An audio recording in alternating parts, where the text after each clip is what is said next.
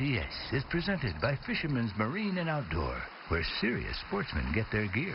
In-store and online at fishermans-marine.com. Welcome back, everybody. Thank you very much for watching the show. We're joined in the studio by Mr. Buzz Ramsey and Bryan Bell of Berkley, talking about their Buzz Ramsey air rods. Now, real quickly, spinning rods. This is a 9.9. This one's actually a little bit shorter, but the series themselves, I mean, the Berkley air rod line, how many different versions are there? There are 17 actions in the Berkley series, about half spinning, about half casting, and they're distinctly different. For example, of course, this is a reintroduction of this series. It's a third reintroduction of the Air Series rod, so it's got improved cosmetics. There's at least one more guide on every action. The spinning rods feature a stained cork. You know, most cork is real blonde, but it really shows the dirt. So the stained cork, the idea of the stained cork is doesn't show the dirt, so you're cooler looking longer. Sure. Right? You don't have to sand it off. Okay, I got you. Yeah. So and the spinning rods also feature a stainless steel SS304 guide with titanium coated inserts.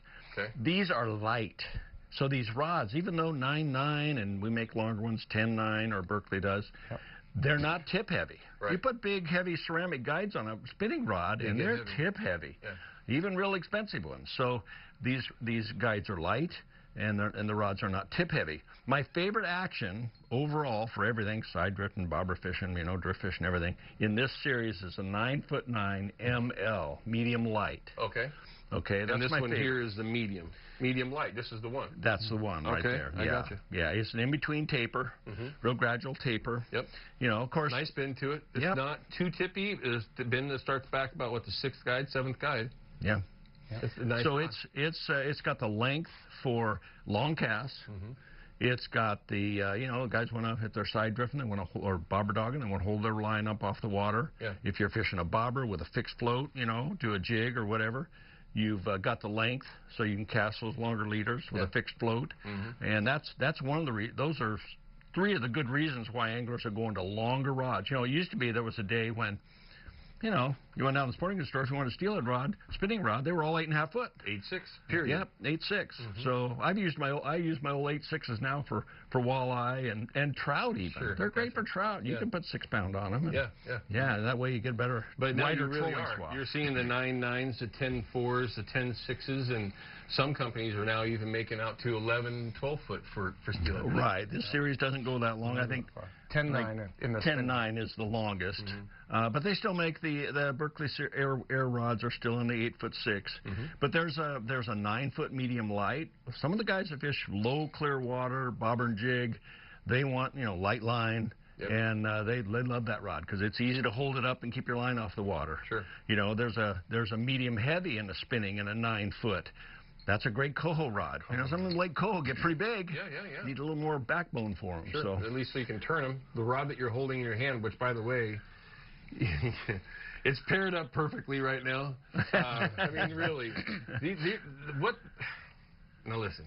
I've got an opportunity to fish several different reels.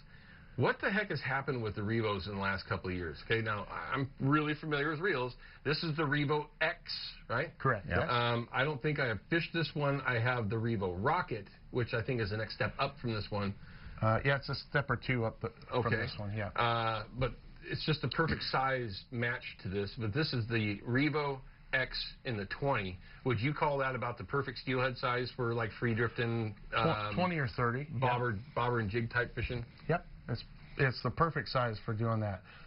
Holds between 130 to 150 yards of mono, 10-pound mono, and you get to a 12, 14-pound braid, you're holding about 170 yards of 12-pound, 14-pound braid. Which, by the way, if you needed 170 yards of 12-pound braid, you already lost the fish. That's right. Let's just figure that one out. But it's the perfect combo where you have the right sized reel, so it's not overweighting the rod. But it'll still have enough line capacity to, you know, like I like to dump my bobbers out quite a ways. One of my favorite things to do is, where's my, it's gone. Set the hook, because you might have one there, right? But this is a bit different of a rod. This is actually quite a bit shorter. than the one I have here in my hand. That's a 9-foot medium. 9-foot medium. Yeah, there's a 9 medium. I think there's a 9 medium heavy. It's a little heavier. There is a 9 medium heavy. The coho thing, or if you're fishing high heavy water. Sure. Yeah. Is there a time that you like having a shorter rod than, say, a 9.9 or something longer? I mean, the time that I use a shorter spinning rod for steelhead is if I'm fishing small creeks or it's brushy and everything. Then of course shorter rods. You're not trying to make a long cast or anything. You don't want to be, you don't want to have a tough time getting through the brush to the river, or when you're on the river, a lot of times it's tight quarters. So that's time to use a little shorter rod. Yeah. And you don't want to have people snapping their rods and coming back and buying new ones. That was a joke.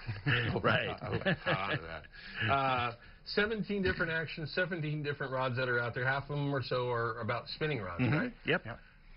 But you've got these ones too. Oh yeah. We got casting. You've got casting versions, line counter, rods and reel combos. There are so many different ones to take a look at. That's our next step, because guess what? Yeah. What's going to happen in a month? Now, we're still going to be talking about winter steelhead in a month, right? Because it's going to go for a while. But what are we going to be starting to talk about in about a month? Chinook fishing. Believe it. Spring Chinook is on our doorstep. Can you believe that? If you didn't know, it is 2018. But we'll educate you on that and more when we come back from this break. Don't go anywhere. Stick with us here on NBC Sports Northwest.